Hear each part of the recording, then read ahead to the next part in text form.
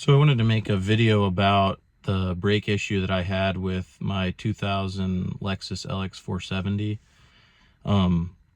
It took me a long time to work through the issue, and I kind of got led down some stray paths by reading stuff on I Hate Mud and some other forums. So I just wanted to make a video kind of explaining the issue that I had, because I haven't seen it well documented. There's one thread on I Hate Mud that never comes to a conclusive end in relation to this, basically the same issue that I was having.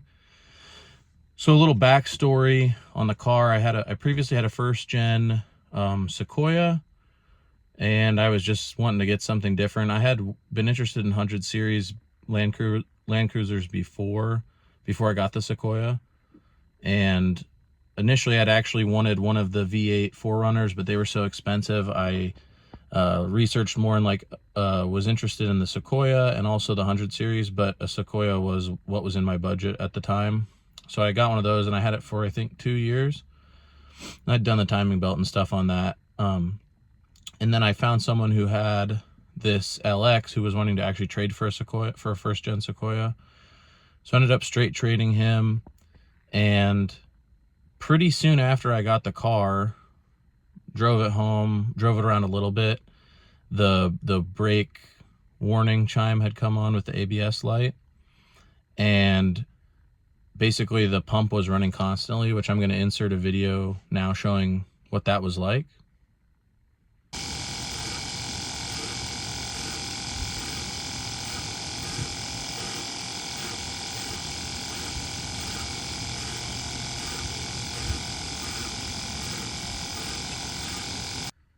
So after doing some research about that issue that I was having, it became obvious that it was probably the accumulator. So I ordered I think it's basically like a third party. It's allegedly new, it's not rebuilt, but City Racer sells the pump and accumulator. So I bought that, and at this point it was winter, so I didn't monkey around with the car much until, no, it wasn't even I was gone all summer, really. It was over the summer, actually. So I hadn't had a chance to swap it out yet. So I finally got the master cylinder pulled out, and I swapped the accumulator and the pump onto that. And I put that into the car. And then I believe I have a video that shows what happened next, which was basically just that when turning the key on initially, after pressing the pedal 40 times to take the pressure off, and then turning the key, instead of the pump running constantly for 30 seconds to try to build pressure, it would just run for like 2 seconds at a time and then stop for maybe 5 to 8 seconds and then turn back on. And it would just do that indefinitely and never actually really build any pressure, at least not enough for the alarm to go off.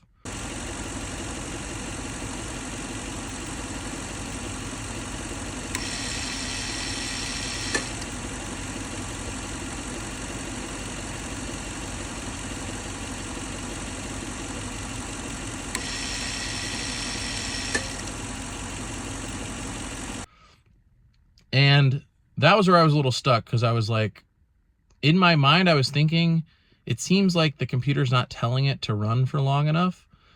But all I could find research-wise was just people saying like, oh, that's because the master cylinder itself has failed. And so I was like, really going back and forth on it. I didn't want to spend the money, because it's like, at minimum $1,400, depending on where you get them. If you buy them from a local dealer, it's going to be more like $2,000. But I ultimately was like, the car's undrivable as it was, and I knew I needed to do something. I didn't want to just sell it non-running. I knew I would get destroyed on price for that. So, and I actually do like the car. Like driving it, at least. Not filling it up with fuel. So I ordered a part. I can link where I got it from, I forget. It's a pretty common like OEM Toyota parts thing, but they're quite a bit cheaper than local dealers. So that came, swapped that in, and then to my utter disappointment, as soon as I turned the key, the same exact thing kept happening. And I was so mad. It was really frustrating. And so then I knew that there was something else going on. The other thing that I had considered that it might be was there's a pressure switch, which that comes up some in the forums, but the new master cylinder includes a new one of those. So I was like, that doesn't make sense. And at this point I had several codes, which I'll list them on the screen. I was able to finally scan with a scanner that could do the ABS codes. Most of them just told me what I already knew, which was that the accumulator and whatever wasn't functioning and the pump wasn't functioning. I think C1241 was the only one that seemed to be a clue that I maybe kind of fumbled a little bit. That's high/low voltage to ABS/VSC. And I knew that my battery was fine because I'd had it on a maintainer. And then when the pump was cycling on, the voltage wasn't dropping at the battery. So I was like confused about that. The only thing I could think to do was somebody on Facebook actually had said that he had an issue similar and a mechanic replaced the ABS ECU. He didn't have any more information than that. He didn't really know what was wrong with it. So I was like, well, maybe. So I looked those up and they're like $150 used on eBay. So I ordered one of those. In the meantime, I tried to check the relays, the three relays that I think at least are ABS related, and they were all appeared to be functioning correctly, at least clicking over correctly. I didn't know if they were actually, I mean, there was continuity, but I didn't know if there could be an issue where they weren't able to deliver power. Those relays were like $150 a piece as well. I would have replaced those first to try to diagnose. Clearly at this point I'm just throwing parts at it. But the used ECU came from the UAE actually, so it did take a little while to ship over here.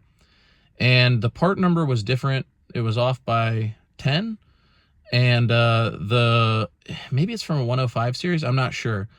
Like the mounting locations on it were slightly different, but I was able to just swap the actual board into the case that I already had. And as soon as I plugged it in, I turned the key on and nothing happened. And I realized that the relays were still sitting in the backseat of my other car. So I ran and got those, plugged them in, and then it functioned correctly. Now, of course, it wasn't functioning quite correctly at first because the brakes needed bled from the 2 times of having the master cylinder unhooked from the brake lines. But after bleeding them, it runs perfectly. Like 30 seconds exactly to build pressure. And I haven't had any issues so far. So to round out the video, basically, and I'll admit I'm not a very good diagnostician when it comes to this kind of things. I know enough to be dangerous. But I kind of, initially my gut, after putting in the new accumulator and having that issue of it cycling, my gut was that the car was not telling the pump to run for more than 2 seconds. And I knew that there was some issue somewhere along the signaling. I just didn't know what it was. And I don't really know how you would go about diagnosing that. I think probably you could check if power was being supplied to the motor and the motor wasn't functioning. But I mean, I had 2 different motors on it at that point, so my assumption was that they weren't both bad. Same with the accumulator.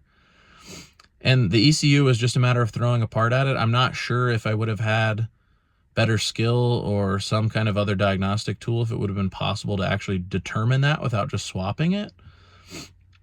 But yeah, that was my little experience, and hopefully this helps somebody maybe. And honestly, the ECU is a lot cheaper than a new, and less invasive than a new master cylinder. And I tried to find someone. I posted in the local Land Cruiser group if someone was willing to let me swap their ABS ECU into my vehicle to try it, and I just never got a response from anybody. I think if you have a friend that has one, or if you have a local club, that would be my first. If you're having this cyclical running and not running issue and never running constantly, because if it's running constantly and it never stops, then clearly it's just not building pressure. But this was just that it was cyclically going on and off with never running for more than 2 seconds. if you're having an issue like that, I would highly recommend finding somebody that has a working ECU and swap it in there and see if it fixes the issue. Because like I said, you got to pull a couple covers off from underneath the steering wheel, but it's infinitely easier than, and cheaper too, $150 for a used one rather than $1,400. Now, I don't know what a new one costs, probably thousands of dollars as well. But the ECU, I was comfortable with using a used one as opposed to, I think if you're going to swap the master cylinder, you might as well swap a new one. But if anyone needs a master cylinder with a new accumulator and motor, let me know. I'll sell you mine for a good price. I can't guarantee that the master cylinder is still in the best condition, but I think it will function. So thanks for making it through the video. If you did, leave a comment if you have any questions. Maybe I can help you out.